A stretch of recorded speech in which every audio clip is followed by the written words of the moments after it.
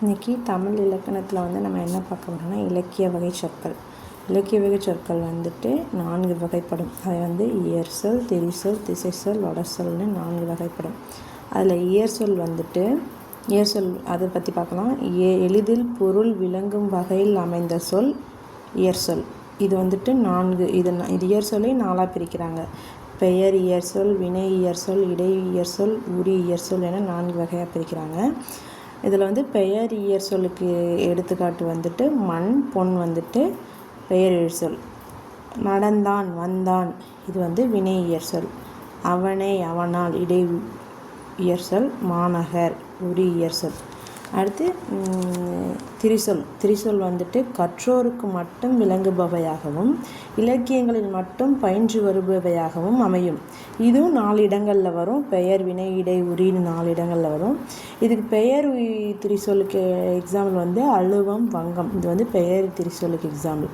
இயம்பினான், பயின்றான் இது வந்து வினை திரிசொல்லுக்கு எக்ஸாம்பிள். அடுத்து இடை திரிசொல்லுக்கு எக்ஸாம்பிள் வந்து அன்ன, மான இது வந்து உரி திரிசொல்லுக்கு வந்து கூர், களி. திரிசொற்கள் வந்து ஒரு பொருள் குறித்த பல திரிசொற்கள் எனவும் பல பொருள் குறித்த ஒரு திரிசொல் என 2 வகைப்படும். அதில் வந்துட்டு ஒரே பொருள் தருவது, ஆனால் ஒரு பொருள் குறித்த பல திரிசொற்கள். இப்போது வங்கம், நாவாய், அம்பி இதெல்லாம் வந்துட்டு வேறு பேர், ஆனால் இதுக்கு எல்லாத்துக்கும் ஒரே மீனிங் வந்து கப்பல் தான். கப்பலோட வேறு பெயர்கள் தான் வங்கம், நாவாய், அம்பி இதெல்லாம். அதே மாதிரி இதழ் என்னும் ஒரு சொல் வந்து பல பொருளை தரும். அதாவது பூவின் இதழ் தான் சொல்லுவாங்க, உதட இதழ்னு சொல்லுவாங்க, கண்ணிமைய இதழ்னு சொல்லுவாங்க, பனையோடு, நாளிதழ் ஆகிய பல பொருட்களை தருவது. பல பொருட்கள் குறித்து ஒரே ஒரு திரிசொல். அது வந்து பல பொருளையும் தரும். பல சொற்கள் வந்து ஒரே ஒரு இதை தரும். அதுதான் வந்துட்டு திரிசொல்.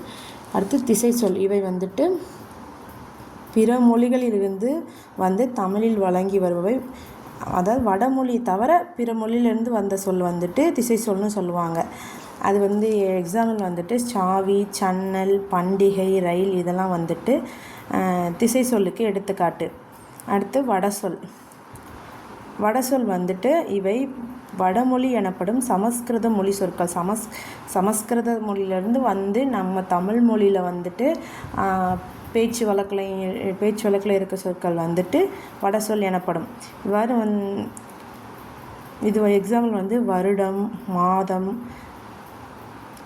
கமலம், விடம், சக்கரம், ரத்தம் இதெல்லாம் வந்துட்டு வடசொல் எனப்படும். இது வந்து வடசொல் வந்து 2 வகைப்படும். அது வந்துட்டு தற்சமம், தற்பவம் என 2 வகைப்படும். தற்சமம்க்கு எடுத்துக்காட்டு வந்துட்டு எக்ஸாம்பிள் வந்து கமலம், அலங்காரம் இதெல்லாம் வந்து தற்சமம். தற்பவம் வந்துட்டு லட்சுமி, விடம். இது வந்து